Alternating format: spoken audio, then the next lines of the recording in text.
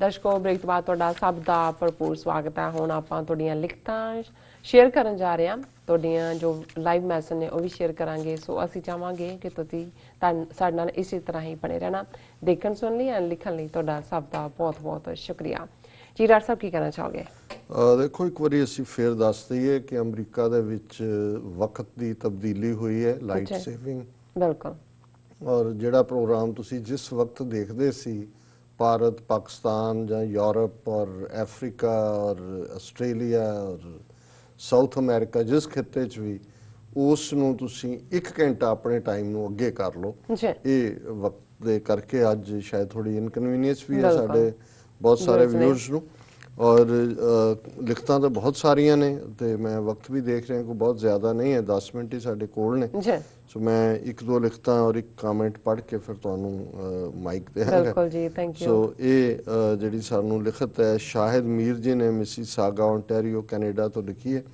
उन्होंने कहा भी dear doctor Amarjeet Singh ji and dear sister Neelam Kaur, अस्सलाम वालेकुम, सत श्री अकाल, वालेकुम सलाम, सत श्री अकाल, good morning. I am regular viewer of your program, regular in a sense that if I cannot watch your program on YouTube, I download and later keep listening, watching while driving। कि भी मैं लगातार देखदा है, जे मैं ना भी देख सकां तो मैं डाउनलोड कर लेना और ड्राइव करते हैं देखते हैं। Sir, first of all love you for your Dabangg, true and thought-provoking analysis on the situation. Let me tell you that I truly cannot find words to appreciate the hard and noble work that you are doing। बहुत शुक्रिया शाहिद मीर जी, ਤੁਹਾਡੇ ਇਸ ਕਿਸਮ ਦੇ ਅਲਫਾਜ਼ ਔਰ ਹੋਰ ਵੀਰਾਂ ਭੈਣਾਂ ਦੇ ਸਾਨੂੰ ਹੌਸਲਾ ਦਿੰਦੇ ਨੇ ਔਰ ਅਸੀਂ ਜਿਹੜਾ ਹੈ ਆਪਣੇ ਕਦਮ ਹੋਰ ਵੀ ਮਜ਼ਬੂਤ ਕਰ ਸਕਦੇ ਹਾਂ। Before this email, I many times wrote something but later didn't post you since I thought that it may not be up to your standards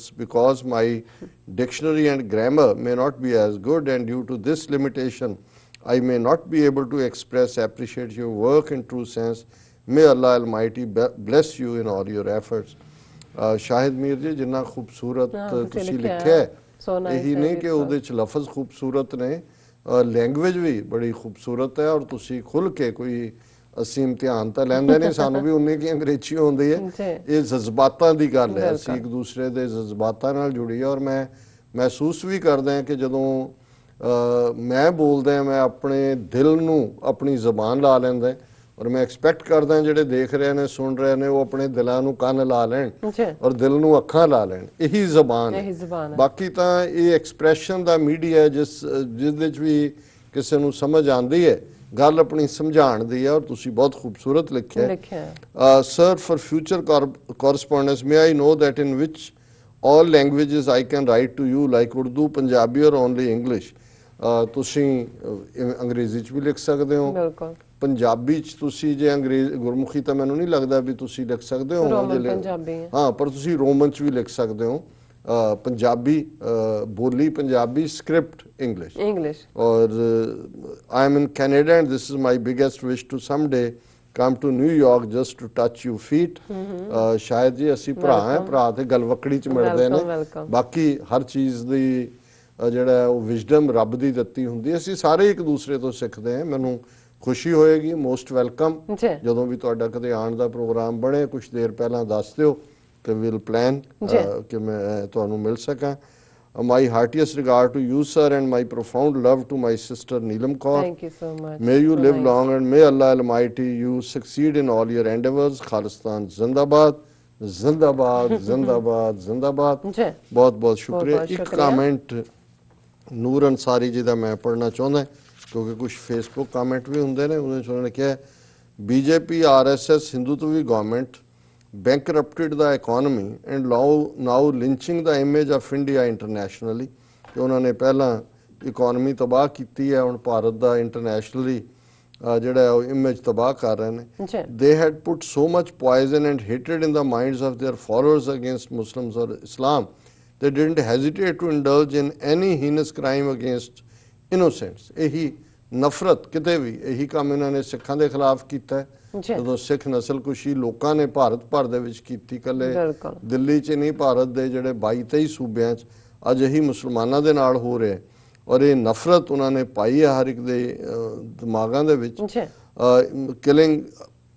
killing, lynching, raping, destruction of the properties and live HV turn into auspicious acts कि जो ਹੁੰਦਾ है ਇਹਨੂੰ ਵੀ ਉਹਨਾਂ ਨੇ ਪਵਿੱਤਰ act ਬਣਾ ਦਿੱਤਾ ਜੋ ਕਰਦੇ ਨੇ by appeasing or licking the boots of Trump USA they thought themselves as Israeli and planned to turn Indian Muslim stateless ਕਿ ਟਰੰਪ ਦੀ ਪ੍ਰੈਜ਼ੈਂਸ ਦੇ ਵੇੜੇ ਉੱਥੇ ਕਰਨ ਤੋਂ ਇਹ ਹੈ ਕਿ ਉਹ ਆਪਣੇ ਆਪ ਨੂੰ ਇਜ਼ਰਾਈਲੀ ਸਾਬਤ ਕਰਨਾ ਚਾਹੁੰਦੇ ਨੇ ਔਰ ਇਹ ਜਿਹੜਾ ਮੁਸਲਮਾਨਾਂ ਨੂੰ ਸਟੇਟਲੈਸ ਬਣਾਉਣਾ ਚਾਹੁੰਦੇ ਨੇ they turned the apex court and election commission to act as their agent already ਅਸੀਂ 12 ਡਰਟੀ ਮੈਨ ਔਰ ਕਿਵੇਂ ਉਹਨਾਂ ਨੇ ਇੰਸਟੀਟਿਊਸ਼ਨਸ ਡਿਸਟਰੋਏ ਕੀਤੀਆਂ ਉਹਦੇ 'ਚ ਵੀ ਡਿਸਕਸ ਕੀਤਾ ਹੈ the police in BJP led states turned itself from khaki to saffron though the UNHRC has raised its concern against CAA, NRC, NPR or human rights problems in Kashmir, but we need not depend on them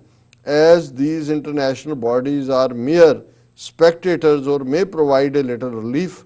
ਉਹਨਾਂ ਨੇ ਬਿਲਕੁਲ ਠੀਕ ਕਿਹਾ ਕਿ ਵੀ ਭਾਵੇਂ ਇਹਦੇ ਤੇ concern show ਕੀਤਾ ਪਰ ਅਲਟੀਮੇਟਲੀ ਕਿਸੇ ਨੇ ਕਰਨਾ ਕਰਾਣਾ ਕੁਝ ਨਹੀਂ ਹੈ ਜਿਹੜਾ we Indians shall decide our fate or destiny either to be with the killer of humanity or to be a secular India ਨੂਰ ਅੰਸਾਰੀ ਉਹਨਾਂ ਨੇ ਕਿਹਾ ਜੀ ਇਹ ਹੁਣ ਜਿਹੜੇ ਭਾਰਤ ਦੇ ਮੁਸਲਮਾਨ ਨੇ ਉਹਨਾਂ ਨੇ ਡਿਸਾਈਡ ਕਰਨਾ ਕਿ ਵੀ ਕੀ ਅਸੀਂ ਆਪਣੇ ਫੇਥ ਦੇ ਨਾਲ ਖੜੇ ਸਾਡੀ ਡੈਸਟਨੀ ਦੇ ਨਾਲ ਜੁੜੀ ਹੋਈ ਹੈ ਜਾਂ ਜਿਹੜੇ ਮਾਰਨ ਵਾਲੇ ਨੇ ਅਸੀਂ ਉਹਨਾਂ ਦੇ ਅੱਗੇ ਸਿਰ ਝੁਕਾਣਾ ਵੈਸੇ ਨੂਰ ਅੰਸਾਰੀ ਜੀ ਮੈਨੂੰ ਲੱਗਦਾ ਹੈ ਵੀ ਅਜੇ ਵੀ ਭਾਰਤ ਦੇ ਮੁਸਲਮਾਨ ਇਹ ਸਮਝਦੇ ਨੇ ਕਿ ਸ਼ਾਇਦ ਸੈਕੂਲਰ ਇੰਡੀਆ ਕੋਈ ਵਾਪਸ ਆ ਜਾਏ ਵੈਸੇ ਤਾਂ ਪਹਿਲਾਂ ਵੀ ਨਹੀਂ ਸੀ ਸੈਕੂਲਰ ਪਰ ਉਹ ਜਿਸ ਡ੍ਰੀਮ 'ਚ ਰਹਿੰਦੇ ਨੇ ਮੈਂ ਸਮਝਦਾ ਵੀ ਅਲਟੀਮੇਟਲੀ ਉਹਨਾਂ ਨੂੰ ਵੀ ਖਲੋਣਾ ਪੈਣਾ ਕਸ਼ਮੀਰੀਆਂ ਦੀ ਤਰ੍ਹਾਂ ਲੜਨਾ ਪੈਣਾ ਔਰ ਅਲਟੀਮੇਟ ਹੱਲ ਉਹੀ ਹੋਣਾ ਕਿ 200 ਮਿਲੀਅਨ ਮੁਸਲਮਾਨਾਂ ਨੂੰ ਵਿਦਨ ਭਾਰਤੀ ਮੈਪ ਉਹ ਯੂਪੀ ਬਿਹਾਰ ਗੰਗਾ ਜਮਨਾ ਦੇ ਵਿਚਕਾਰ ਆਪਣਾ ਹੋਮਲੈਂਡ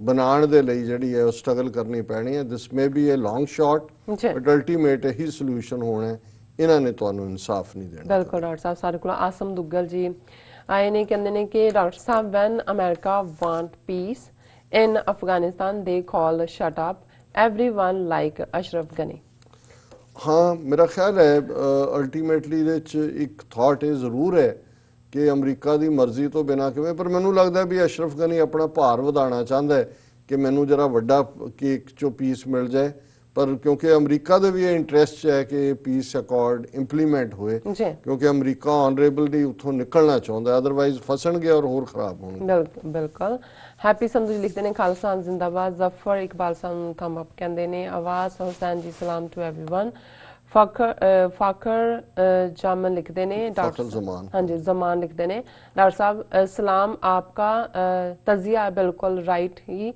पाकिस्तान खालसा जिंदाबाद लिखा इन्होंने जिंदाबाद जिंदाबाद बहुत शुक्रिया अरशद राजा जी हमेशा तरह सानू कहंदे ने कि तुसी दोनों सदा ही खुश रहो thank you so much and TV24 news HD लिखते हैं डॉक्टर साहब खालसा जिंदाबाद you are a great analyst I respect you but the world is missing one thing how Imran Khan is slowly growing as a great world leader day by day and even within Pakistan देखो कोई शक नहीं है हालांकि ਜਿਹੜਾ ਹੁਣ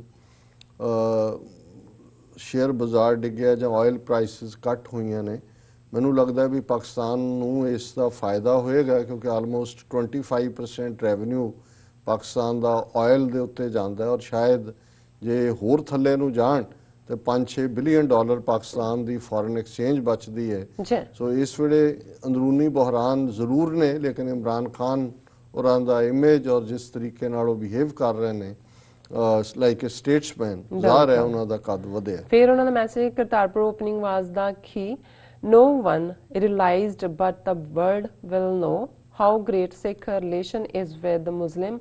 Khan realized ages ago. People usually give credit to army, but it was Khan time will tell. नहीं देखो ਇਹਦੇ 'ਚ ਕੋਈ ਸ਼ੱਕ ਨਹੀਂ ਹੈ ਵੀ ਇਹ ਕ੍ਰੈਡਿਟ ਰੱਬ ਨੇ ਇਮਰਾਨ ਖਾਨ ਔਰ ਜਨਰਲ ਬਾਜਵਾ ਦੋਨਾਂ ਨੂੰ ਦਿੱਤਾ ਹੈ ਇਸ ਦੇ ਉੱਤੇ ਕੰਮ ਤਾਂ 20 ਸਾਲ ਤੋਂ ਹੋ ਰਿਹਾ ਸੀ ਬਟ ਜਦੋਂ ਦੋਨੋਂ ਸਿਮਿਲਰ ਮਾਈਂਡਡ ਇਕੱਠੇ ਹੋਏ ਔਰ ਇਮਰਾਨ ਖਾਨ ਜ਼ਾਹਰ ਹੈ ਕਿਉਂਕਿ ਪੋਲੀਟੀਕਲ ਸਿਵਲ ਲੀਡਰਸ਼ਿਪ ਦੇ ਪੀਰੀਅਡ 'ਚ ਹੋਇਆ ਔਰ ਉਹਨਾਂ ਨੂੰ ਹਿਸਟਰੀ ਹਮੇਸ਼ਾ ਹੀ ਇਹ ਕ੍ਰੈਡਿਟ ਜੀ ਫਿਰ ਮੈਸੇਜ ਹੈ Imran Khan was only thinking about the Pakistani minorities and specially Sikh sentiments. ਨਹੀਂ, ਮਾਈਨੋਰਟੀਜ਼ ਦੀ ਗੱਲ ਬੜੀ ਇੰਪੋਰਟੈਂਟ ਹੈ। ਅੱਜ ਹੀ ਖਬਰ ਪੰਜਾਬੀ ਅਜੀਤ ਦੇ ਵਿੱਚ ਸੀ ਕਿ ਈਵਨ ਬੁਜ਼ਦਾਰ ਖਾਨ ਸ਼ਾਇਦ ਉਹਨਾਂ ਦਾ ਨਾਂ ਹੈ, ਜਿਹੜੇ ਪਾਕਿਸਤਾਨੀ ਪੰਜਾਬ ਦੇ ਚੀਫ ਮਿਨਿਸਟਰ ਨੇ, ਉਹਨਾਂ ਨੇ ਹੋਲੀ ਦੇ ਲਈ ਵੀ ਫੰਡ ਰਿਲੀਜ਼ ਕੀਤਾ ਹੈ, ਦੂਜੀਆਂ ਮਾਈਨੋਰਟੀਜ਼ ਦੇ ਦਿਨਾਂ ਲਈ ਵੀ।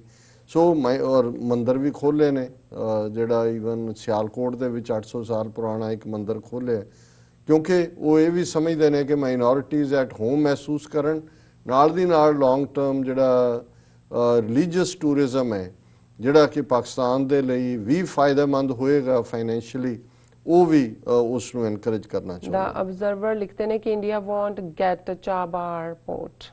ਫਿਰ ਮੁਹੰਮਦ ਬਿਲਾਲ ਜੀ ਕਹਿੰਦੇ ਨੇ ਕਿ the flag has been flagged for Islam all over the world, India will now become a symmetry.